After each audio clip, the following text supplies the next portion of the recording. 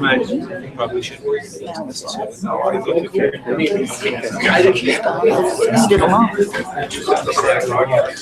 Yeah, I already started it, so we're good.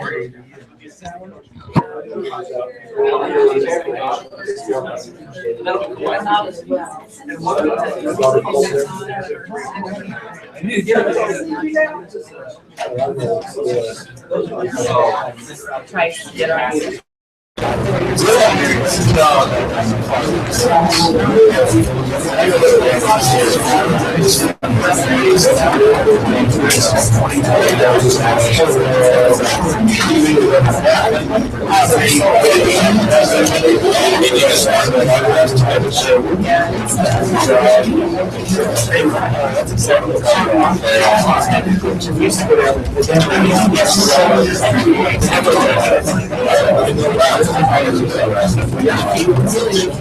Yeah, I would say that.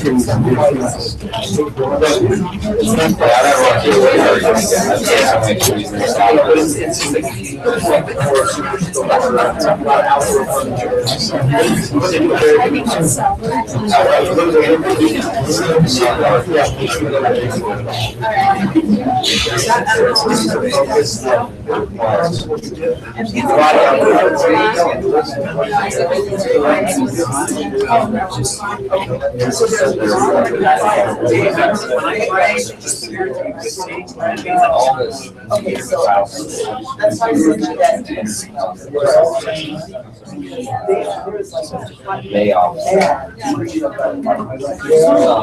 They work hard.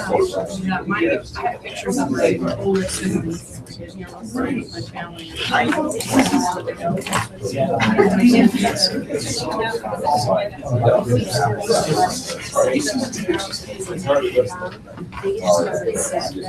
feel like this is like an award. It's like an award thing, right? Since I'm saying this is like the Indies or something like that, I'm the extra in the background. I'm Sam. Body break. Somebody's American. No, I said, well, is that where I can't remember? Yeah, I don't know, but I've already Really? Oh, yeah.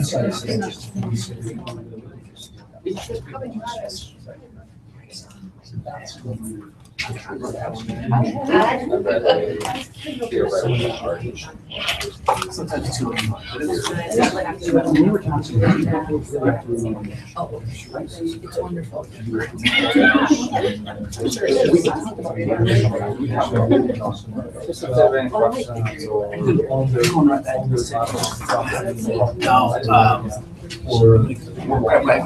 Somewhere else. But I wouldn't go directly back for a while.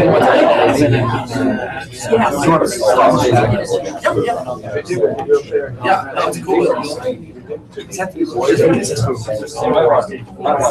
Yeah, sure. I accidentally 2 days. Christy has it right next to me. Because I said, hey, she need to come back after Thursday. But you just have to get the arm right there. They made it It's just scary. Once you get it to a place, it's fine. Just moving it around. Oh, yeah. I thought you did. No.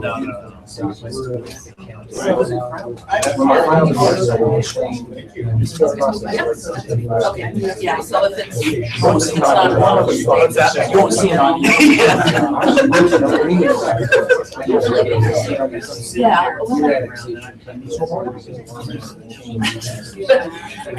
there are these places. I don't know.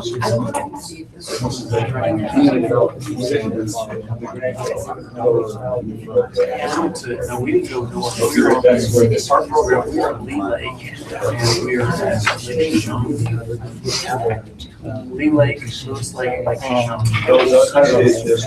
is amazing. all the boys will do fishing. Like in our thing, I didn't throw one line in the water, but I sat there for hours just looking. It's the same. That's what it's saying. I don't think it's that compared to that. Hey, good. How are you? Good to see you. Doing okay? Yeah. Good. Nice to see you. Yeah. I got a ticket from Orem City Police. So I had for parking illegally. So, I actually ripped it up, but I had a reserved parking spot, we had 50,000 people show up. And I was transporting people up to the airport, back, doing these activities, speaking at the event. And so somebody took my parking spot, and so I had to park and rush in there. So I came out and the parking there. That's pretty funny, the police were standing right there, and I said, well, I hate to say it, but I had to be here, and I just had to park, sorry. It's no problem, give it to me, I'll work it out. So how was your voice? Yeah. Your name never came up with the license? Well, what we actually did, what happened was, they looked at the computer file, and my son's name is the same as mine. I'm a junior, and he's a third. They just went to the third and actually called him up in Arizona, and an internship was going, and they said, your vehicle's parked out in front here illegally. That's me, you know? That was pretty funny, and then he called me here and goes, Dad, what are you doing out there?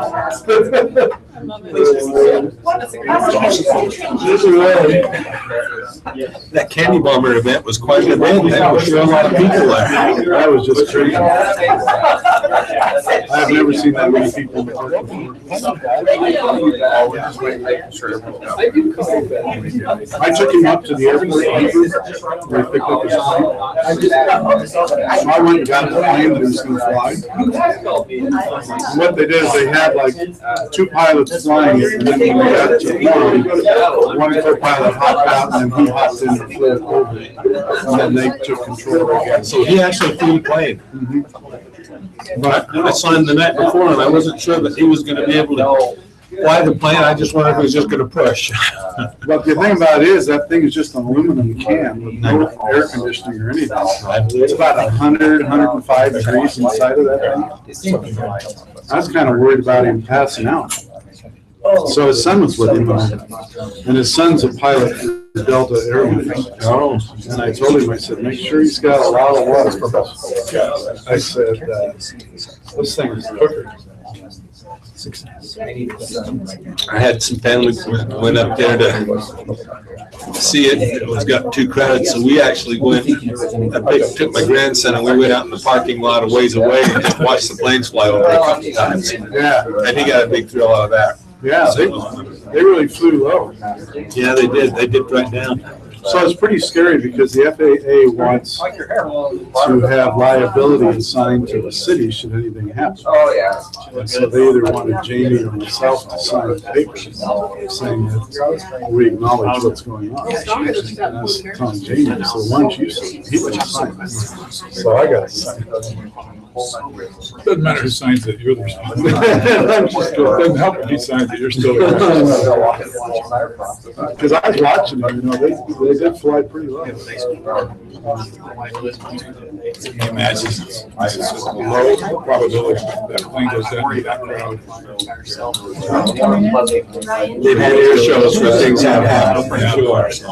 Yeah, and that's a 1943 vintage airplane.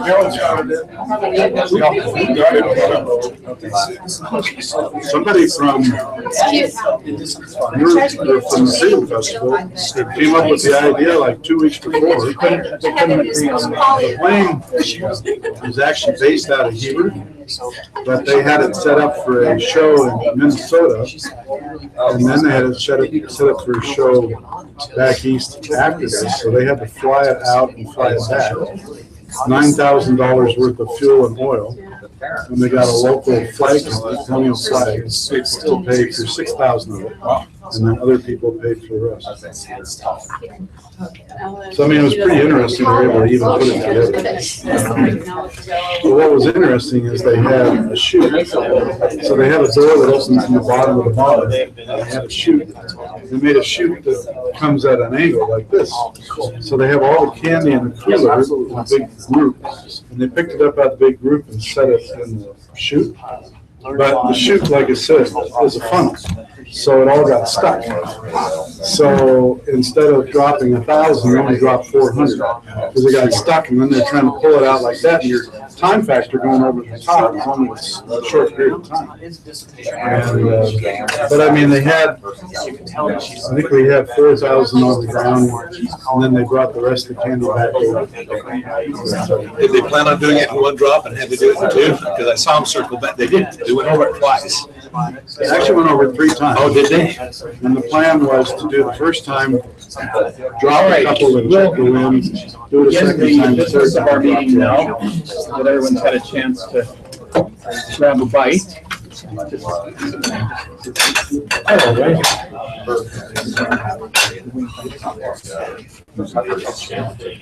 Yeah. And so we'll begin with a roll call. I'm not sure we were joined by any others, but Dave, why don't we start with you on the roll call? Dave Sewell. Kim Santiago.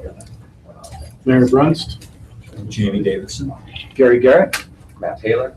Brian Jones, Louise Jorgensen. Brett Sumner. John Curtis. Gary Winterton. Wayne Parker. great, thank you. The first item is the urban deer control plan, and I'm sending around a handout. This is just a copy of an article that was available a couple of months ago on KSL.com. I'm sure it was in the Herald as well, and so I apologize, for not bringing that copy. We, for a couple of months, have been discussing options for deer control, within our city, and we thought it might be interesting to Orem to be aware of our plans in this regard as well, since we have East Bench neighborhoods in the city. And so this gives you a little information about a program they're doing in Bountiful. Representatives of the Division of Wildlife Resources presented to us in a leadership meeting a month ago, and then to our city council during a work session last week or 2 weeks ago, where they shared how this program has been going in Bountiful. They actually trapped in the first year over 200 deer and relocated those in Duchesne County. There are other cities that do similar programs. I know Alpine has a deer control program in their city where they have a harvesting program that they do. But we at our last city council meeting, we invited the administration to complete a certificate of registration so that we could inquire further with the division, with the state division, on options for us, and also to let us know what this kind of program would cost in our city. There's been quite a bit of feedback from the community and interest in helping with this. I actually coincidentally was at a home just last night. Ann Madsen lives close to BYU, and she has a big gully in the back of her yard. And she said there's a family of about 9 deer located there, and they're always up. She had all of her garden completely covered with netting and other things. One morning she said she had a fawn, just sleeping on her back porch. But so we have residents regularly that inform us of how welcome the deer feel in parts of our community. Any council members, other council members have any discussion or input on this issue? Feedback from neighbors since our last council meeting? Very positive for moving ahead.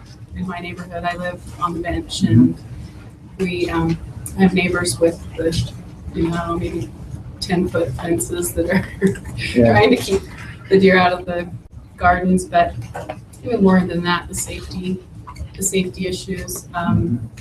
We've had a couple of deer impaled on our fence, and we had a family member hit a deer on 9th East, and so I think there was 115 deer that are killed on our streets, have been killed on our streets, and so this is kind of a more positive way of thinning them out, harvesting them, and giving them where people can actually use the meat or relocate them somewhere where they're not going to be in harm's way and where they're not going to put people at danger. So. Yeah, we felt this approach would be more welcome and palatable by the community and harvesting. But we'll look at both and look forward to information from the administration related to cost, so we can move ahead with this. Mayor, anything you would add related to this issue, or? I think that there's a very strong sentiment that there are a problem, and it won't surprise you to know there's probably going to be a strong sentiment that do not mess with the deer. So I think we need to plan on buckling up once we make a decision that there'll be some pressure from either side. Even just for the relocation? Yeah, I was, the other day I was up with Doug Robbins and we were driving, looking at some parkland, and drove on a little frontage road behind somebody's home, and the neighbor came out and stopped us and said, please make sure you don't hit the two little fawns that are my fawns that are out here. And I just pictured the day that they came in and shot their mom. Yeah. Anyone from Orem City have anything to add? Is this an issue that comes up in your city? Well, I do live up on the edge of the hill right next to the wilderness, and like Kim, we came home one time and there was a deer stuck on top of a iron rod fence that didn't jump high enough. Had to get the police to come out and shoot it and take it off. That was rather disconcerting for my children to see. But I don't know that it's been raised a lot in our city. A certain portion, there's not a lot in the city that lives close to the bench, but those that do, we all experience it. I have a neighbor who goes up just not very far and gets his deer every year during deer season and hauls it down. So it is a problem all along the Wasatch Front, and for all the cities. Okay, we'll continue to explore on our end as well. I was just going to say that we have, my brother has about 10 acres in northeast Orem, about 1800 north on Main Street. He gets them down in his farming area occasionally, but at least to me, he hasn't voiced any major concern with them. Or complaint. Or complaint, no. Okay. There's actually two types of groups of deer. There's the deer that generally live in the mountains but come down into the cities are not part of this program. But the deer that live, the 9 deer that live in the backyard, those are the ones that are targeted. So you'll always have deer coming down off the mountain, and they do their best not to target those, but just the ones that are actually living in the city. The ones that are going and coming. So we do have herds that live right over by the water tanks in the trees. And if you come out in the morning, you can see them. They come out of the trees and they're dancing all around. Yeah. But they don't leave. They just stay. In fact, there's a big buck down there not far from the cemetery. Okay. Well, thank you. We'll continue to watch this item as we move forward. Second on the agenda is the annexation disconnection at 2000 North, the boundary that we share there in the west part of our cities. Brian Jones informed me that this morning the interlocal agreement was signed, and this was just to let you know that this is on our agenda for this Tuesday. We'll approve the annexation and disconnection, and then also approve the interlocal agreement. So that's scheduled for our agenda on Tuesday's meeting. So, Brian, did you have any questions related to this item? No, there's one question that I haven't gotten an answer to yet, and I don't know, I think community development's been following up on this, but when Orem originally proposed the annexation, it included some property that now under this local agreement is going to Provo instead. But when we filed our annexation proposal with the county, they sent us an objection letter saying yours can't be approved because Orem has never revised their proposal. So I know our community development people and our engineering people have been in contact with the Orem staff that are working on that. I assume it's either done or going to get done, but I've never received final word from either them or the county that that's been taken care of. But that adjustment will need to take place before the county will approve the action. So. Thanks, Brian.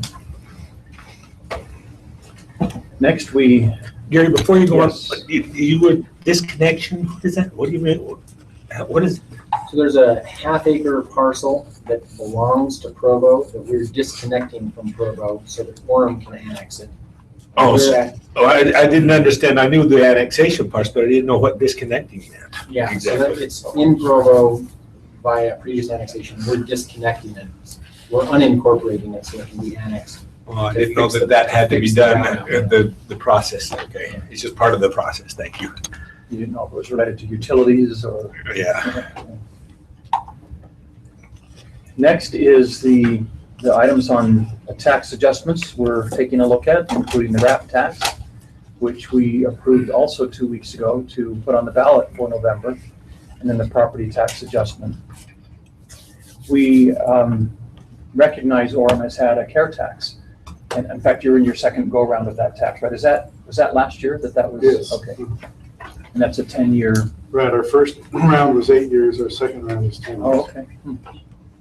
So we thought it would be, where we're in the process of scheduling our public meeting for the 28th and our truth in taxation and some other things coming up. It'd be interesting just to hear from Orem if there might be anything you would want to make us aware of related to your care tax successes or things you would advise us on as we go down this road related to our RAP tax. Well, I mean, certainly you have a lot of people who are in favor and you have some people who are not in favor. And, but one thing I was going to mention on the care tax, as we call it in Orem, I think it's been very beneficial. You know, Brent and Jamie can speak to that as well. We put in a new swimming pool addition to our rec center off the recreation side. And then we have helped to fund major grants such as Hale and Sarah. Also, a lot of minor grants. You know, we work with the ballet and we work with choral groups, etc. This year, right now, we're also on the rec side. We're dividing it 50-50 between arts and rec. And on the rec side, we're looking at putting in a splash school up in the new Palisades Park and a disability area. And then also a dog park. We're trying to keep up with Provo. I know you have the first one in. And, but anyway, a lot of good things coming from it. And I think it keeps our quality of arts and recreation very high. One concern I had was over how the money was being spent. Wanted a citizen commission to help give advice and consent, not to make a decision, but just advice. And so we have a citizen commission that works with us right along, and it's been very beneficial. Is that an annual process? Yes, yes. And I think it's been great. I think our arts and our rec in Orem are of high quality, and I think it brings a real quality of life to our community. It really adds a lot. You know, it's kind of like President Matt Holland has said, a university without a fine arts center just really isn't a university. He's, you know, working very hard to bring a new fine arts center in. But I think having a city with an arts program and a rec program like we have is excellent. So. Thank you, Mayor. I'm just curious, how does Orem deal with the, we used to have an arts council. You have your community council that helps us to determine this, and do they determine percentages to the arts, and are they actually determine that, or do you have a plan for your We arts? actually have one of those too. We have an arts council, we have a care committee, and we also have a parks. How active is your arts council? They're active, they meet monthly, as do our parks committee. And so maybe if I may step back just a few steps. Initially, when the care tax was approved in the first round, the ballot question was broader than the one that was passed last year. And so what it did for us was it kind of left a question as to how funds would be allocated with that funding. And the council decided that they would dedicate a certain amount of money. They identified what they call buckets, and Councilmember Sumner can speak to this better than I can. And they identified a parks bucket, and they also identified an arts bucket. And within that bucket, they designated a certain amount of dollars to be designated to major type recipients and minor recipients. So we have a program where we allocate arts monies, for example, to organizations up to $5,000. These are smaller organizations. Maybe it serves as seed money for particular activities in Orem that they're interested in forwarding. And of course, these organizations are Orem-based or have a significant contribution to Orem and our community. And then, of course, we have the parks or recreation side of things. And money has been set aside for everything from a community stage to, as Mayor was speaking to, an addition, a leisure pool addition to our fitness center. We're talking about, we've made improvements to some of our ball fields with everything from shade covers to specific improvements in parks as it relates to the surface of the actual playing field, using more synthetic materials versus your standard baseball diamond with the materials that are found there. The second round of care this last year, the council felt it appropriate to allocate the monies 50% parks, 50% arts. And that was specifically written into the ballot question. Now, the expectation of the council was that over a 10-year term, there would be relative equity between parks and recreation.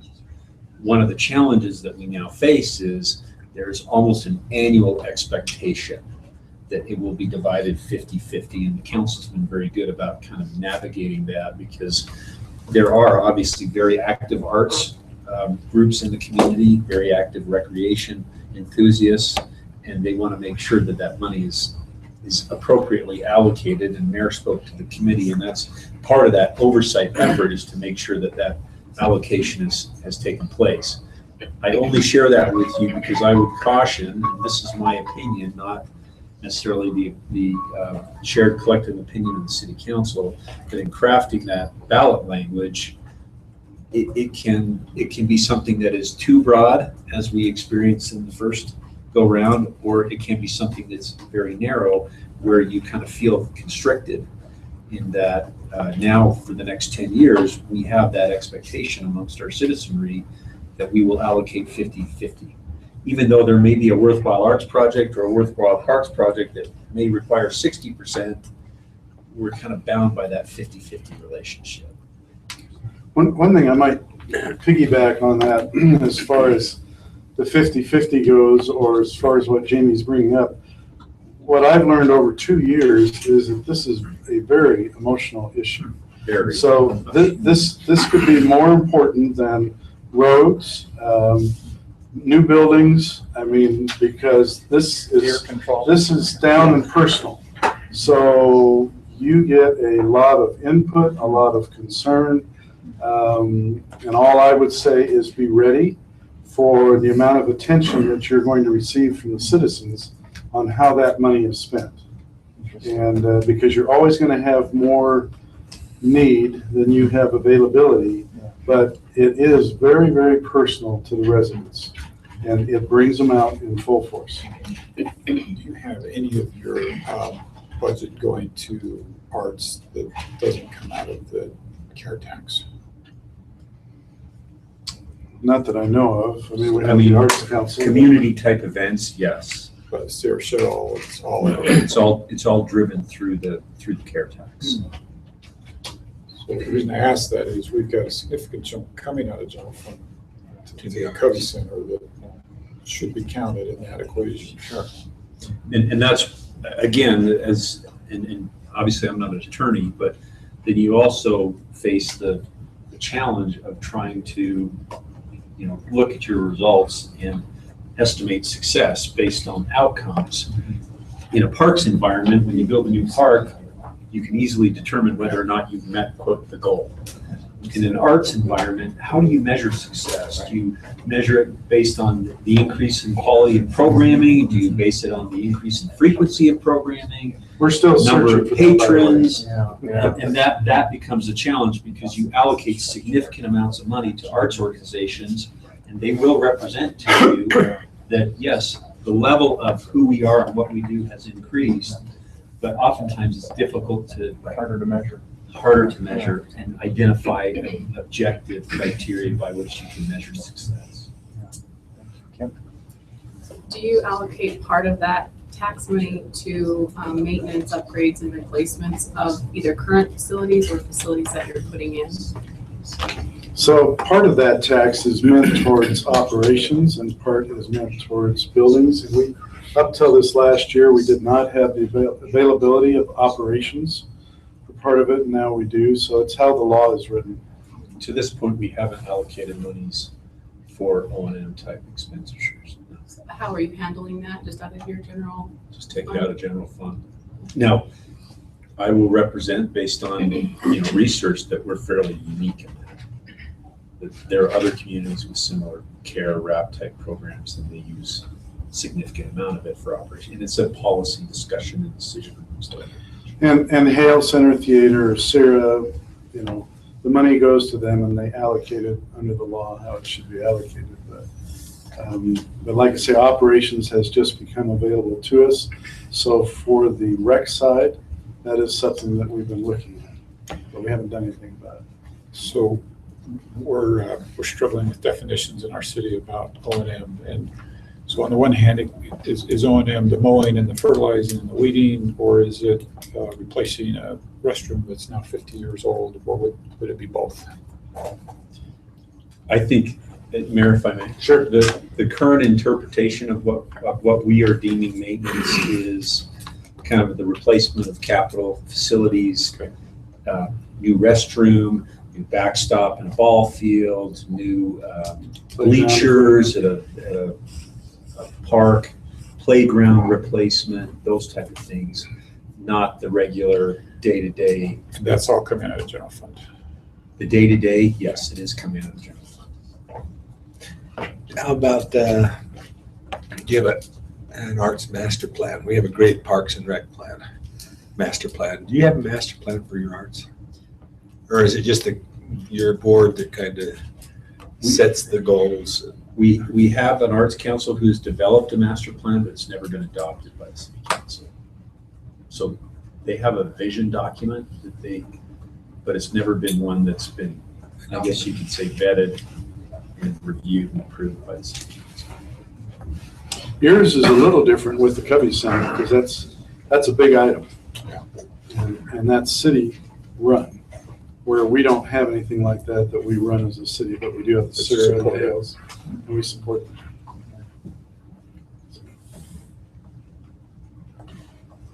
Very helpful input and guidance. Like I say, the last thing I'd just like to say is reemphasize the public will be very involved with you. We're starting to see that a little bit and expect it will grow. And we hope we get good input at our public meetings over the next few weeks. Stephen Downs in our office is the one who coordinates our care activities. And it does represent about a 3-month process from the point we have all of our groups that we work with essentially fill out applications, request funding, reviewed by the committee, recommendations essentially by the committee, and then it comes forward to the city council. I don't know if there's anything you'd like to add to the process. No, I would say, as we did a citizen survey, we used Y2 Analytics, who I know you've used before as well. And what the citizenry says is different than what the few people that councils show up to say is. So I would just make sure that feedback is general, not just, again, we have some very passionate people that show up. For instance, when it came to the park side, the rec 50-50, 91% of the citizens said, hey, we have a lot of parks, but we need new equipment. We want more trails. We want more this. And then there was a group that said, well, we want a new facility. We want to do a new thing. But 91% of citizens said, we want to maintain what we have. 9% said, let's do something new. But 9% is who you would hear from at city council. So it's just, again, I would just make sure that it's a wide, you're casting your net wide and you're getting your citizen feedback, because it's different than what you hear council. I would submit that we've had, and Councilmember Sumner can speak to this also, but we in some years have probably spent more time talking about our care allocations than we have about our general budget. It represents obviously a very small percentage of our overall annual budget, but it has become a very much discussed, debated, and at times very heated conversation. And my understanding was that just a small portion would be going to arts, at least that's what you're looking at, correct? Not a 50-50 split, and then grants to nonprofit organizations. Are you looking at it that way? So currently, and it's very, very early and immature, it was a very small percent set aside for arts, and there's some pressure to increase that. But we've not had the discussion, and I'm a little resistant to, I think, what I've seen across the street of this. It reminds me a little bit of our CDBG process, where you're spending large amounts of time allocating $5,000. But to your point too, the Covey Center, for example, in the case of Provo, is a significant investment that you've made outside of the wrap for the care process. How do you build an education effort where the citizenry acknowledges that already is a significant arts investment, and you have to balance the needs of arts and parks. And so that's why I'm suggesting the 50-50 allocation works for us as a community, was a policy direction of the city council, but it may not work for every community. We're hoping to get some of that feedback from the citizenry. Brad, do you have a comment? We haven't said much about the mini grants. Those are under $5,000. And it's fun to watch those over the years, how it's been, I guess, seed money for many organizations to get started. I mean, we're not going to fund them forever, right? But it's seed money to get going. A good example is the Colonial Heritage Festival, and I don't know what the participation was this year, but it is just 75,000 plus. yeah, Continues to grow. I mean, it is. It It continues. was 9 cents per person of the money that we received from the county and. Just continues to blossom. Yeah. And this year we have a, sometimes. Needs to be dialed back, that's right. No more money for these guys. Sometimes we roll the dice, so to speak, and the one that I'm watching is, and I can't remember the name of the park. The 24th. Utah Music Association. Yeah. They're doing concerts. We're having a festival up there the 24th of July, and it's a new activity, and they qualified for the mini grant. Yeah. And it's going to cost more than that, but it kind of got them off the ground. Right. And I think we had 14 apply for that mini grant. 15. 15. Wow. Mhm. 15. And that's I think the first, when I was on the council the first time, it was only about 7 or 8. It wasn't, it's about doubled. So it gives these smaller organizations some possibilities to help the community.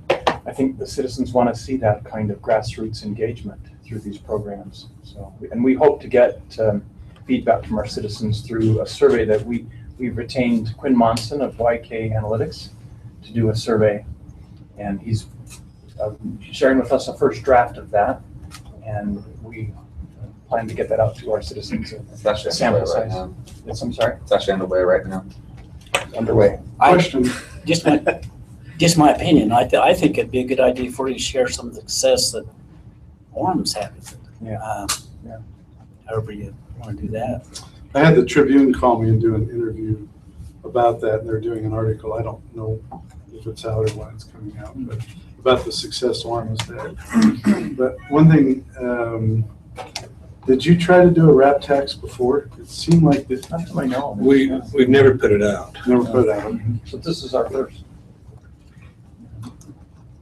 So, You know, one of the reasons as a city we were such a proponent, because there was a question as to whether or not we proceeded last year, or if we wait a year and were to bring this issue to the voters this year.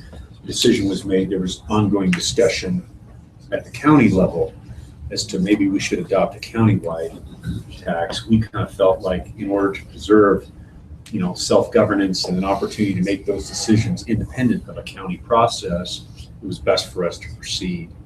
And I know other communities have done that as well. So that was important for our council too, to not necessarily, to have the monies from Orem specifically benefit Orem and not necessarily benefit like restaurant or hotel tax or other things that benefit jurisdictions outside of the community. I thought it was significant that even in a year where you were getting a lot of questions about taxation and things like that, you didn't seem to have any problem passing. We had, to Mayor Curtis's point, we had 2 ballot questions on the ballot, one related to a property tax, one related to the care tax. One was overwhelmingly denied, the other one was overwhelmingly approved. So it speaks to the interest the electorate has for the arts and recreation. We circulated also this clever handout that our staff produced related. We've had several citizens ask us relative to the RAP tax, and we're looking at a utility adjustment as well, utility rate adjustment, and a possible small property tax adjustment to fund an additional police officer. And citizens have asked us what impact this will have on their taxes. So here we have an average family, Percy and Priscilla Provo. You could do a similar document from Oscar and something, or Olivia, or, but it just helps the citizens see the impact of these decisions on their monthly budget, standard of living, and costs that they face. So we thought that might be interesting for you to see as well. So I have some questions with regards to that, about 3 questions. Okay. One, I'd be interested to know what it is you're doing with your water and wastewater increases, specifically what you're spending them for. And 2, with the passage of the bill there in the legislature for the motor fuel tax, you had passed your own transportation tax. Right. Will the bill from the legislature affect that? Will the local option affect that if that were to go through?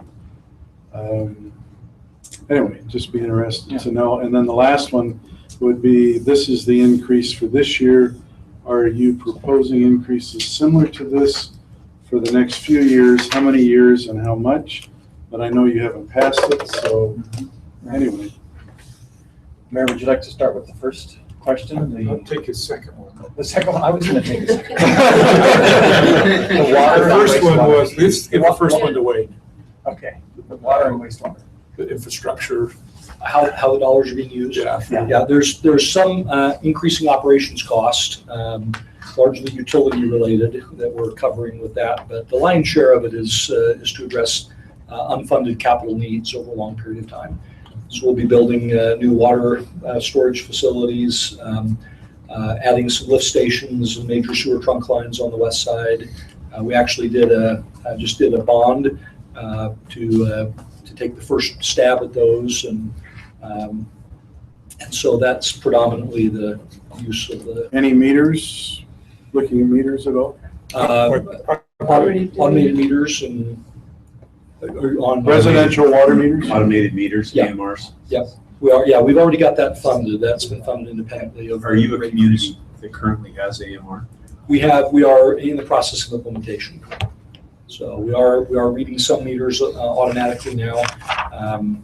But the good thing is, at the end of the day, the actual major savings for us with the automated meters is the ability to turn on and turn off without rolling the truck to do that. So when someone comes and disconnects their utilities and pays their final bill, we can shut them off on the computer. And that's the lion's share of the savings. So have you noticed the savings as far as water leakage? Water problems from the past? We are noticing them. Yeah, we get a red flag if there's an internal leak in a home, if they're getting more utilization than they normally do. We'll get a red flag and we'll notify them. Did you have water meters before that were malfunctioning or that were not working right? Or water was being used? Certainly that's the case. Meters slow down over time. It's just the natural course of events. And so anytime you replace a water meter. Kind of line loss. Yeah, that's right. Yeah. Any friction loss and those kinds of things. So anytime you replace a water meter, there will be an increase in water utilization simply because the old meter wasn't accurate. and they never speed up, they only slow down with age. And so there's that element to it. But again, one of the things we really like is the ability for our customers who have automated meters to be able to go online and track their hourly water usage. And so they can see very quickly if they have a leak or.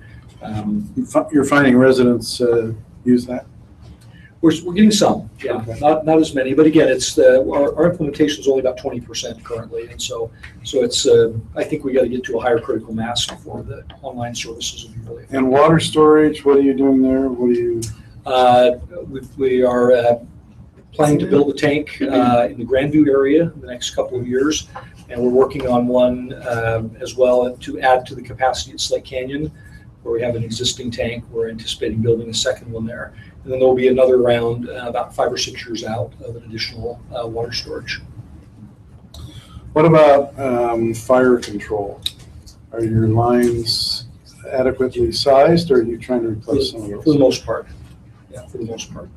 Yeah, I think the major concern we have right now in terms of water storage, it's not so much the size of the line as it is the amount of storage we have available at any given moment, particularly in the summer months. We have a tendency to fill and drain our tanks several times a day, and that may constitute a real challenge if we had to fight a significant fire, just in terms of water pressure and so on. But the size of the lines has not been a significant issue. And then the second question is related to the county gas tax and proposed gas tax and our transportation utility fund. Okay. I wouldn't dare answer it.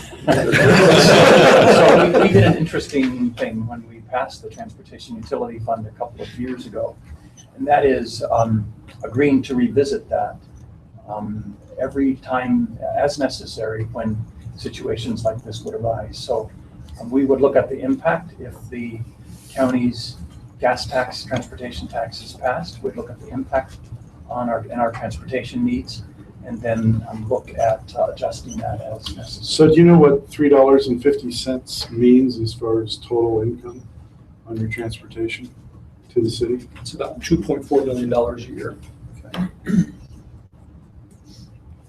And again, the 350 it's the transportation utility fee is based on trip generation. So the 350 is a single family home equivalent. And so again, for institutions or entities that generate Fast food restaurant. more, fast food restaurant would pay proportionally more than a single family home would. So yeah, it generates about $2.4 million. That's pretty healthy. It helps us close the gap. We identified almost a $4 million gap when we went through our analysis about 5 years ago, that we could not keep our roads at an effective service level if we failed to invest an additional $4 million a year. And so this goes a long way toward that. We've also reallocated some general fund dollars and utility transfer dollars into that equation. And so actually the gas tax will, if the gas tax alone were adopted, it would get us right to the $4 million level. Clearly we have other needs beyond just asphalt maintenance. We have concrete issues. We have the need for additional urban trails. And so some of those things could be part of the sales tax for transportation purposes. And again, that will be something the council will have to evaluate. If we really have hit our sort of $4 million magic number now in terms of total investment, do we roll some of that back and utilize the state or the county optional sales tax for that? Or do we address some other transportation needs like bike trails and so on that weren't anticipated in our original asphalt maintenance analysis? So again, that's a decision which will have to be made. But our ordinance does trigger an automatic public hearing whenever there has been an increase in funding for transportation within 12 months after the implementation date of that dollar amount. So again, we can assess the impact, and then the council will have to make a decision after following a public hearing as to what they do with it. Thank you, Wayne. And then your third question is is getting this kind of information to the citizens, not only for 2015, the 2016 fiscal year, but beyond as well. Council members, what have we decided in that regard? Does anyone recall as far as figures to the citizens for the coming years? Well, I don't know if it was necessarily getting figures to them, but we were looking, we do look forward to further increases. I think these increases were going to be continued. The plan is to continue them. At the same level? Not quite at the same level. I think this year's the biggest hit. So with the utilities, it was gonna be $15 increase for the average home, and the next consecutive years would be more like $12. Yeah. A $12 increase, but we approved the first year, knowing that we're going to be approving the budget every year anyway, so that we could do a study. We've commissioned a professor at BYU to do a study to see the impact of the increases on the different demographics. So you have large families who may use a lot more water, but may not have the income. He's just going to look at all the demographics and then come back to us with a report on how that affects the various incomes and demographics in our city. So when we have that evaluation next year, we can take that into consideration. But the utility increases are really necessary. And so it may affect how we do it, but it's not going to affect the bottom line of the general cost. And then the property tax increase, I believe, was going to be something that the administration was going to bring to us every year, because, but you probably noticed this year we will increase our property tax and they'll be paying less. The homeowners will be paying less because there's this downward, and we can't keep up with. So that, from what I understand, is going to be something that we'll look at every year as well, with property tax. So Dave, and then Jamie. So if you take out the electric portion here and the transportation portion, this represents about a 17% increase in the other four here: water, wastewater, stormwater, and sanitation. And projected figures we saw, if you extend that out for the next 4 years, it'll add up to about 74% aggregate increase to those four components. we haven't kept up with some of our infrastructure. We need a redundant line coming out of the canyon. That's something that's going to be included So I have a with our question about utilities. that. I guess one of the questions, and Wayne, you brought it up a few minutes ago, where you talked about bonding for some of the infrastructure. Is the plan prospectively to bond and finance that infrastructure, or are you anticipating more of a pay-as-you-go effort? The intent right now is that we hit the most critical needs that we were backlogged on with the bond. The remainder of the process will be pay-as-you-go. That's the current plan. So my question is, going backwards, what have you done in the last 5 years as far as infrastructure, as far as new items, keeping up? Where have you been? Well, we've tried to stay current, but again, there have been some very large ticket items that we just didn't have good answers for. We've used impact fees significantly in our utility areas to make sure we're accommodating new growth. Those have not been sufficient to prospectively do some of the things we need to do to anticipate growth, particularly west of the freeway. And we'll be making some pretty substantial investments in that area, predominantly in the wastewater area, to ensure that we can move all the wastewater we need to move effectively to the treatment plant on the east side of the city. So we've been keeping up, but again, some of these major things like additional water storage, we've been replacing lines pretty regularly. We're doing a big project right now on Canyon Road near the football stadium that's replacing some stormwater and wastewater capacity there. So again, we've been, I think, largely keeping up with the basic infrastructure, but some of these significant needs, particularly in terms of the large redundant 48-inch aqueduct from the canyon down to Provo and the water storage, have been on the horizon for some time. We haven't been able to amass enough dollars to get those projects done. So the bond was really about trying to play catch up on those major items, and then the rest of it we'll be able to accomplish on a pay-as-you-go basis. I appreciate this. Several years ago, the biggest fire was Provo, and the Provo dead. So the fee that we put on the utility bill was several years ago, and then it became roads. We dealt with that. Now it's water. So you still had that fee for Provo on there, right? That's $6? That's $535. It'll last the life of the bond, which is now, is it 10 years left now?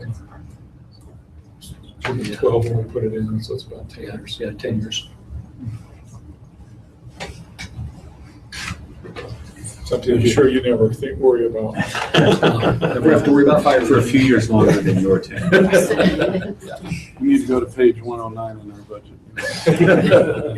The final item on our agenda is in reference to what's called the People's Lobby. You may have heard about or read about this initiative, a program that was introduced by Councilmember Hal Miller, who is out of town today, but has gotten some positive feedback through social media and also the mainstream media. And I invited a member of our staff, Rachel, to just give you an overview of this program that we're doing here in Provo. Rachel, do you want to share with us? We have about 10 minutes. I'll go ahead and look at the red one. Green. We had a couple of slides when we did a presentation for the council last week about People's Lobby. What it essentially was is I was working with BYU in this capacity. I'm a student at BYU, and Professor Hal Miller, others got together and wanted to do kind of an online citizens legislature. And what that looks like is we did a random pool of Provo citizens could sign up on this website to be added to the pool that we were going to draw from. We did a random selection, drew from that pool, and put those citizens, if they said yes, into this online forum. And in this online forum, they were able to take 2-3 weeks to essentially make legislature for Provo. And then it came to the table here of the city council. And so we had a lot of fun. I don't know where the clicker is anymore. But it was a 2-week process. What ultimately the goal was to have an open, deliberative process and submit that information into a format that the city council could adopt. So what ended up happening is we didn't have anybody really from the city directly involved in those conversations. We wanted it to be very transparent among those citizens in this forum so that they could talk and discuss among themselves what was most important to them, what they saw that we weren't addressing as a city, so that they could go ahead and put that on our table. Let's see. Do I have a clicker here for extra?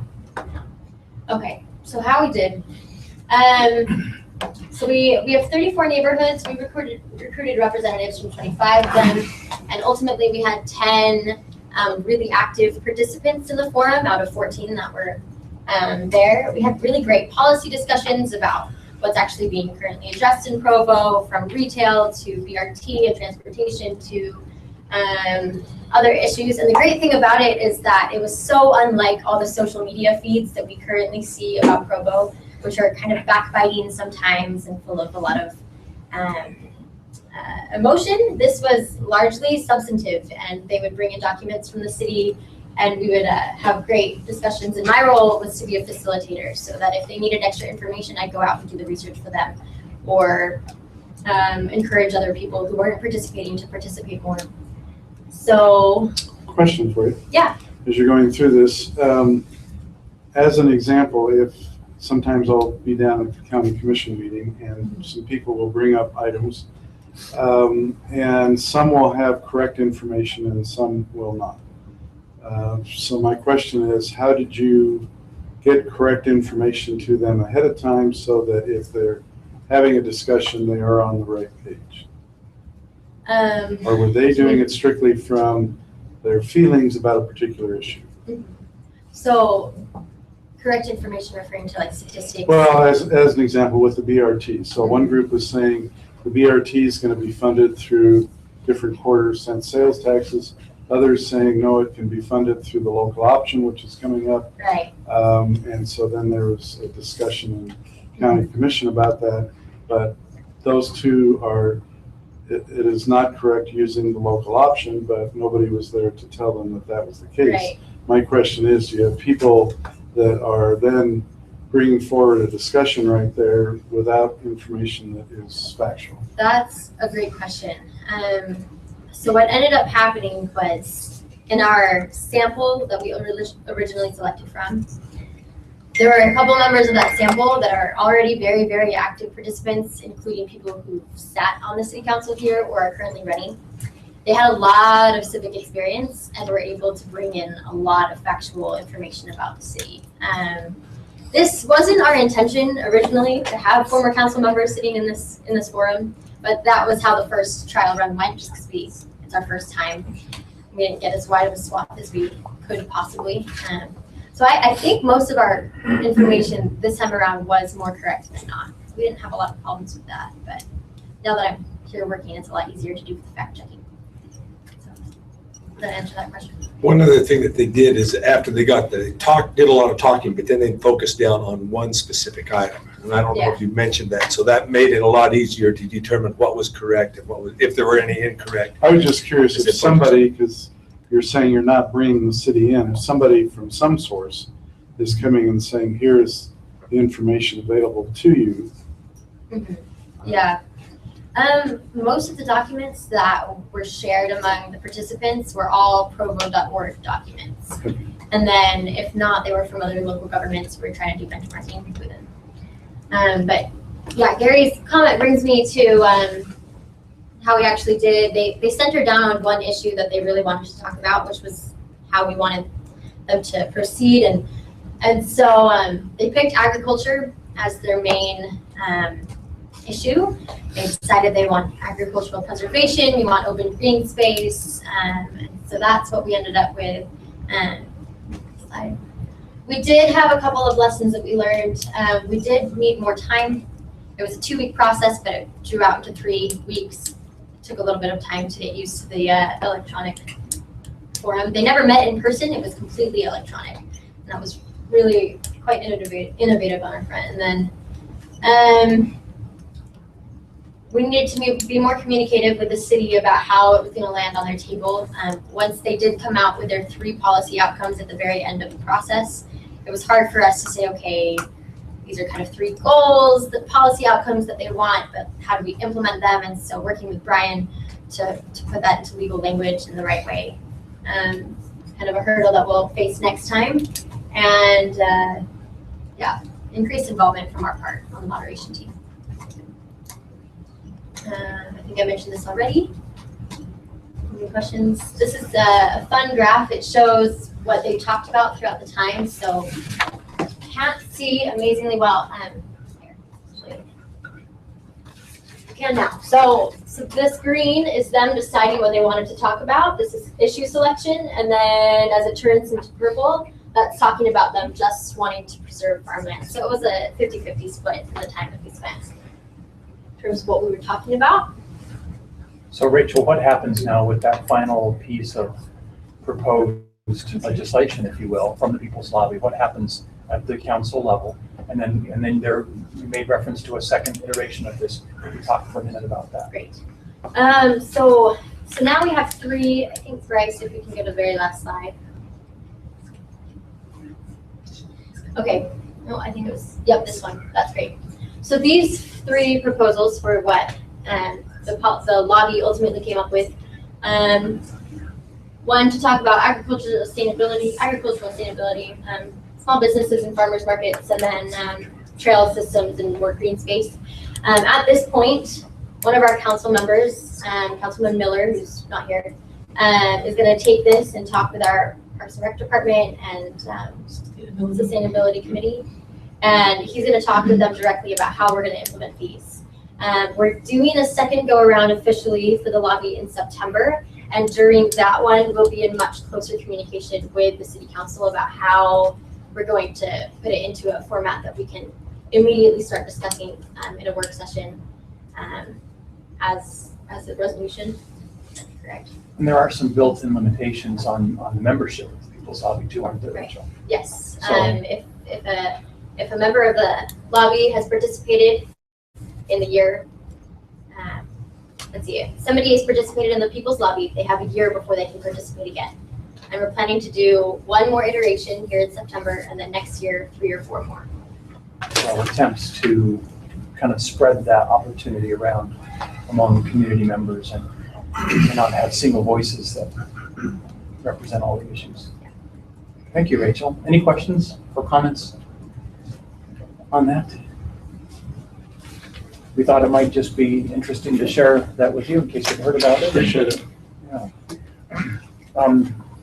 Do any members of the Orem group have anything else you'd like to bring up at this point, or? Can bring up just one. Yes, Jim.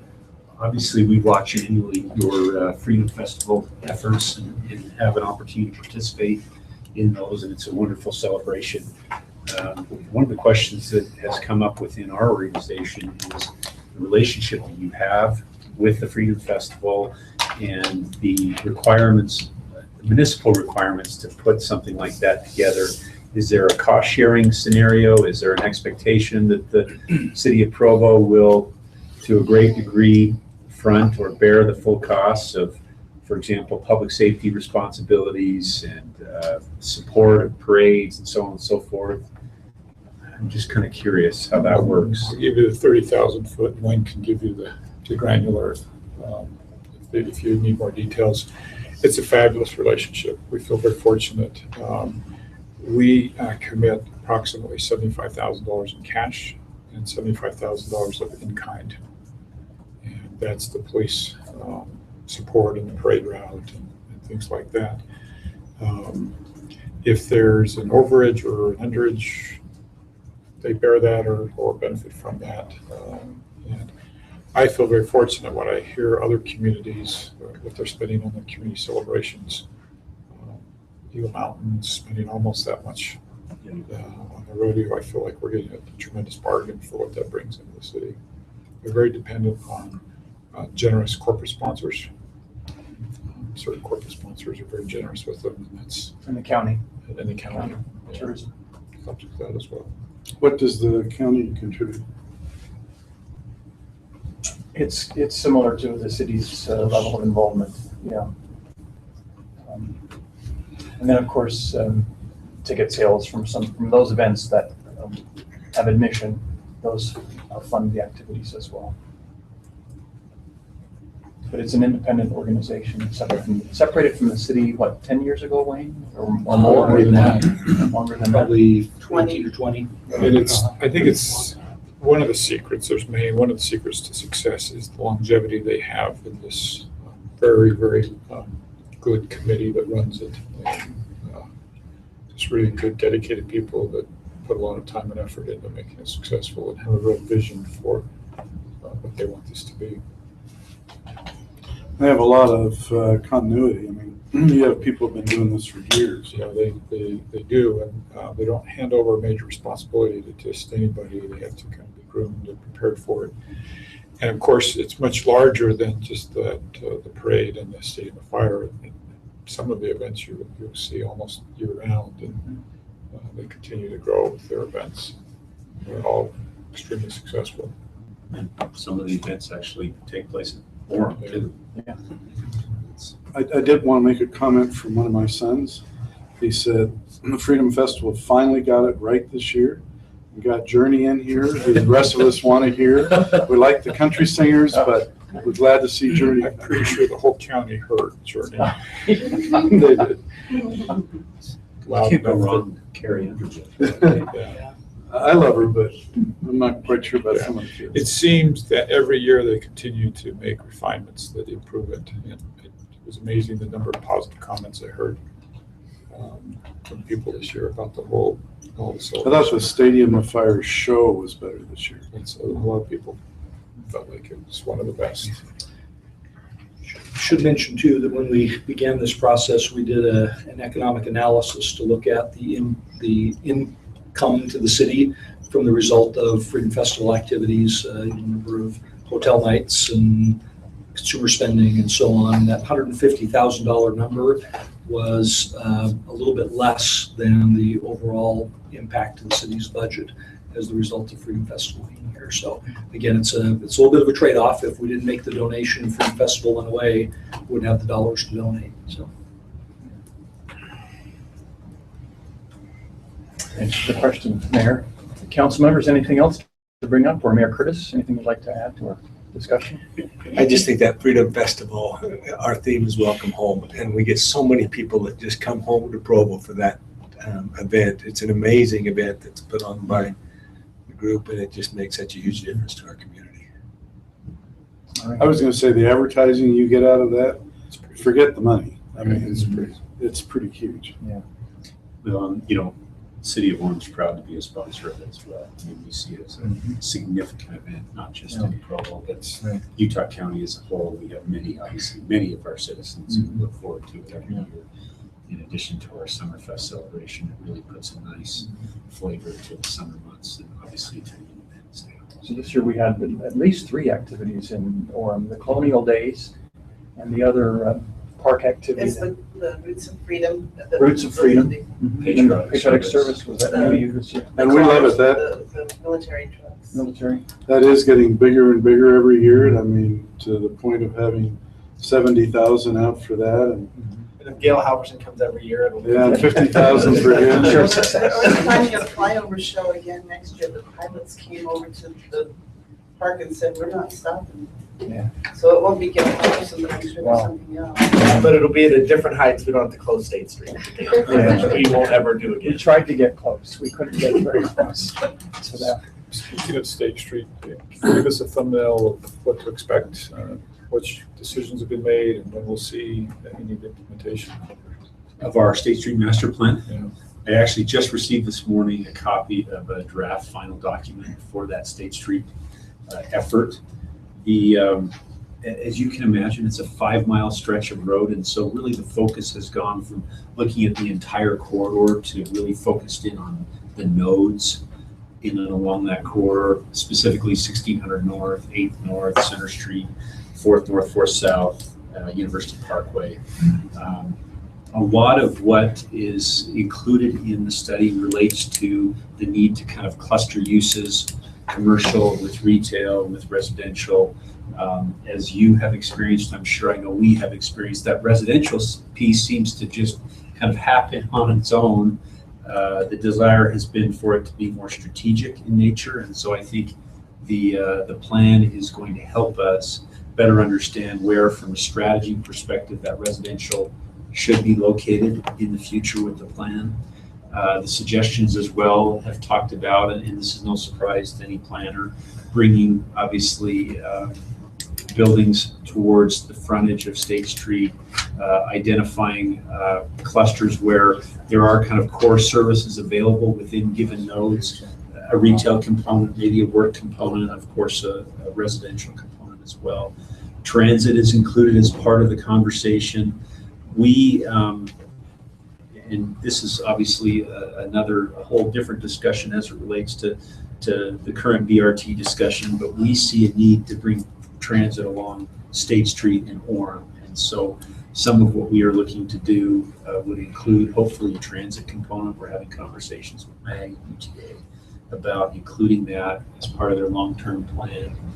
Currently, it's more of a vision type, I guess you could say, placeholder within the 2040 plan, but we would like to obviously forward additional conversation relative to that, and I think it has applications. You head down the hill to Utah Valley Medical and all BYU and all the other uses that are in Provo.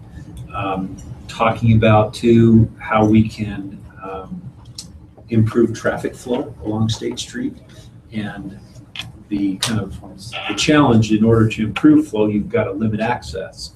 And so how do you appropriately do that? And the moment you start talking about limiting left turn movements, then that can become very controversial. But there is some discussion relative to how can we effectively limit left turn movements, increase traffic flow, yet at the same time provide access to customers for our merchants and so on and so forth. So that's kind of the quick and dirty as to where we are. We would anticipate bringing the plan itself in formal, kind of final form to the City Council for consideration in September. Thank you. Well, thank you for joining us today. It's valuable for us to be able to collaborate and discuss and share like this. And we will look forward to our next meeting, which is scheduled for Thursday, October 22nd. And we'll stand adjourned then. Thank you again. Thanks for lunch. Thank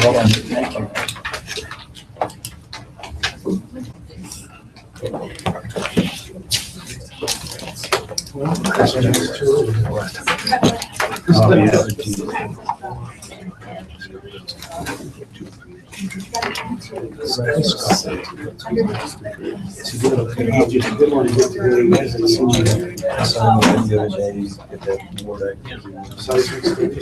Yes. Sure, he had a bad day. I don't know. Did it answer your question? Yeah. A bunch of them.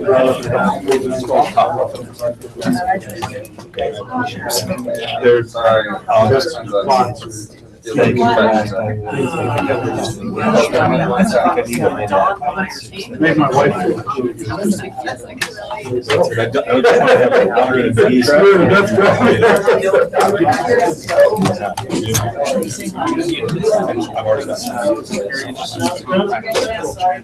Okay. Thank you. See you. Yeah,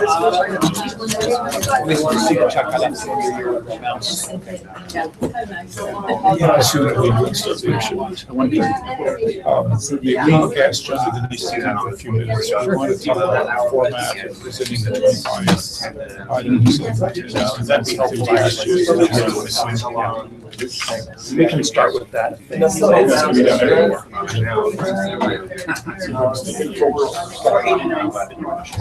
Yeah, it is. We see it as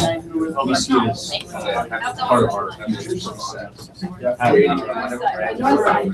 The south side. Where you want to meet.